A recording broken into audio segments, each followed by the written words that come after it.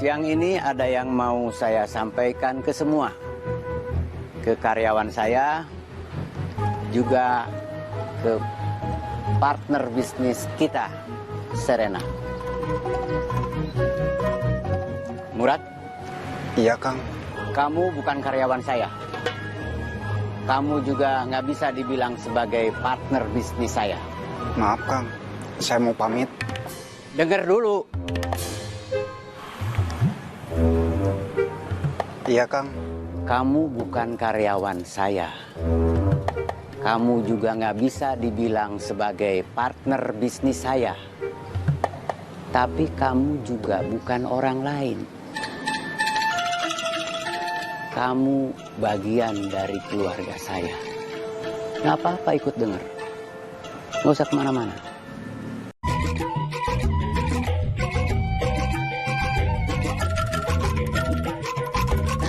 Saya seorang perencana keuangan.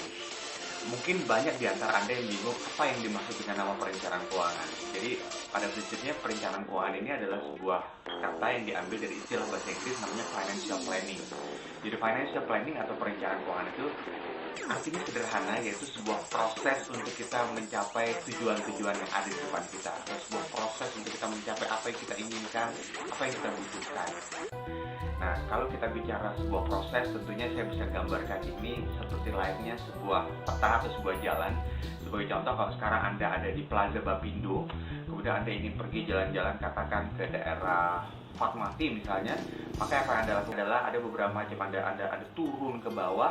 Kemudian kalau Anda kebetulan bawa kendaraan sendiri, Anda bisa nyetir, Anda bisa bawa kendaraan sendiri itu menuju ke daerah Fatmawati. Dengan catatan Anda tentunya sudah tahu di kepala Anda rutenya itu seperti apa untuk menuju ke daerah Fatmawati itu. Tetapi kadang-kadang ada kadang-kadang ada kondisi di mana seringkali kita nggak tahu rute mana yang harus kita lewati untuk menuju Fatmawati. Mungkin Anda baru di Jakarta, mungkin Anda belum pernah datang ke Jakarta dan lain sebagainya. Sehingga apa yang Anda lakukan, Anda turun ke bawah, kemudian Anda memang bawa mobil sendiri, tetapi karena Anda nggak tahu rutenya, mungkin Anda tanya sama orang, kemudian Anda tanya, saya mau ke Fatmawati dong, lewat mana ya? Maka orang itu akan menunjukkan jalannya kepada Anda. Atau misalnya bisa juga Anda mungkin tidak tanya sama orang lain, tetapi Anda punya buku peta. Dengan Anda punya buku peta, Anda lihat di peta, oh untuk menuju daerah Fatmawati adalah lewat sini misalnya. Maka ketika Anda menyetir, Anda punya buku peta sebagai panduan. Nah, itu adalah sebuah rencana, alias sebuah rencana perjalanan. Nah, perencanaan keuangan itu adalah sebuah proses untuk membuat rencana itu untuk Anda. Nah, tentunya untuk bisa membuat sebuah rencana akan lebih baik kalau misalnya kita punya tujuan terlebih dahulu, kemana kita ingin menuju. Sebagai contoh, misalnya kalau misalnya Anda pada saat ini, katakan usia Anda sekitar 30-an misalnya, mungkin Anda punya satu tujuan, yaitu Anda ingin, katakan aja, pensiun dengan keadaan yang baik dan menyenangkan di usia, katakan 55 tahun misalnya. Itu berarti apa?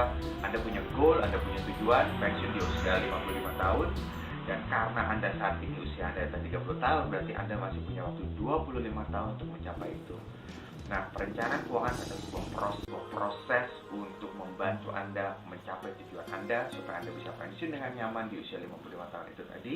Dengan cara seperti apa? Dengan cara membuat petanya untuk Anda. Misalnya, mungkin Anda harus nabung setiap bulan. Mungkin Anda harus punya usaha sendiri. Mungkin Anda harus bisa memanfaatkan aset yang Anda punya saat ini. Mungkin ada dijual, ditaruh di investasi lain dan sebagainya. Jadi pada prinsipnya tujuannya atau goalnya itu sudah harus ada terlebih dahulu.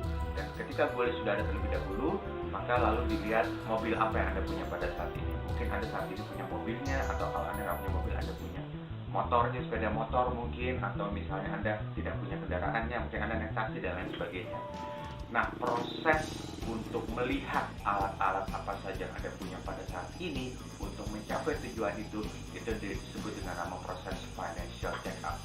Nah, kalau Anda ingin mencapai tujuan Anda, tentunya seorang perencana keuangan harus melihat dulu atau memberikan proses financial check-up kepada Anda. Dan dari situ Anda bisa memberitahukan seperti apa kondisi keuangan Anda pada saat ini, dan Anda bisa mendapatkan financial check-up gratis. Di situ perencanaan keuangan kami juga akan bertanya kepada Anda, apa sih goal-goal Anda yang ada di depan sana. Dan dari situ akan dilihat dengan kondisi Anda seperti sekarang, bisa atau tidak goal itu bisa tercapai. Nah, mudah-mudahan dengan proses financial check-up yang Anda lakukan dan tujuan-tujuan keuangan yang Anda beritahukan kepada kami. Mudah-mudahan Anda bisa mencapai tujuan-tujuan keuangan yang Anda inginkan. Selamat melakukan perencanaan keuangan. Udah preman pensiun, tadinya berbisnis yang bagus tapi tidak baik.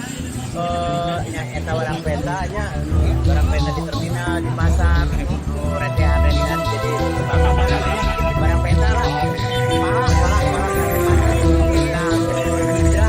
Kita pegawaian harus berbisnis yang bagus juga baik.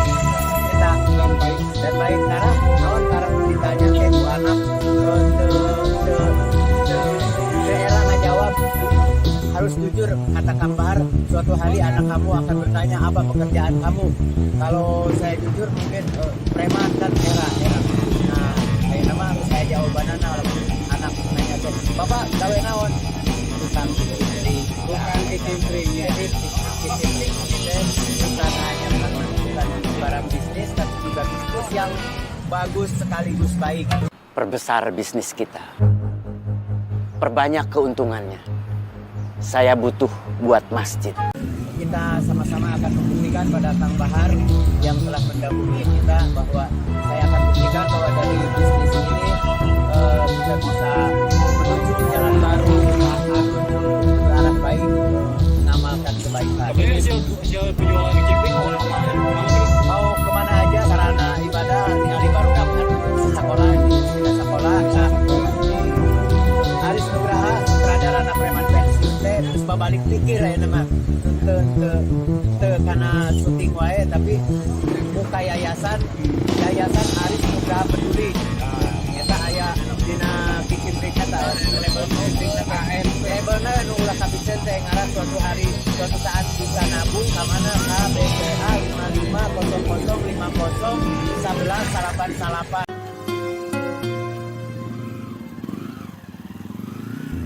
Ini ada yang akan saya sampaikan.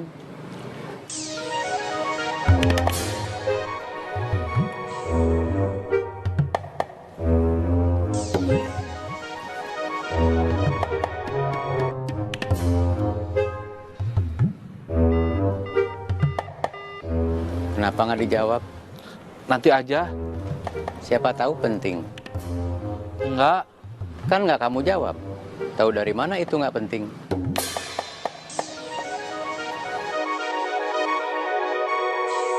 Jawab. Mau kemana? Mau jawab telepon. Di situ aja. Kalau pergi dulu nanti saya jadi nungguin kamu. Halo, ada apa? Terakhir saya nelpon, katanya jadi mau minjemen uang buat modal jualan burayot. Bilang nanti mau transfer. Maksudnya nanti itu kemarin pas habis nelpon atau Nanti saya telepon balik.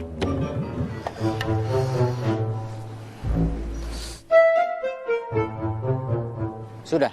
Sudah.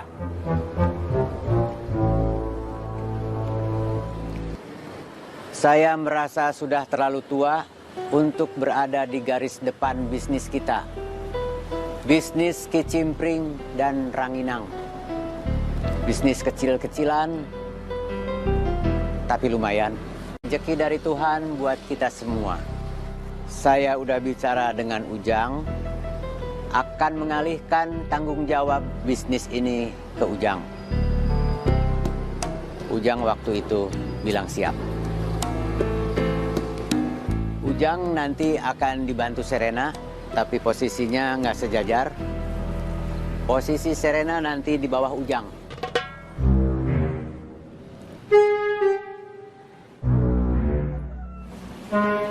Kata Ujang, dia udah bicara sama kamu dan kamu masih di posisi yang sama.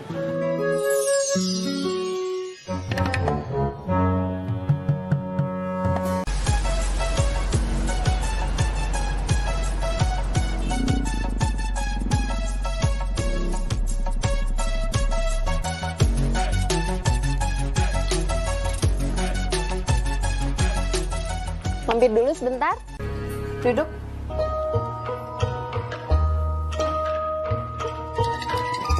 Mau minum apa? Nggak usah. saya cuma sebentar. Oke.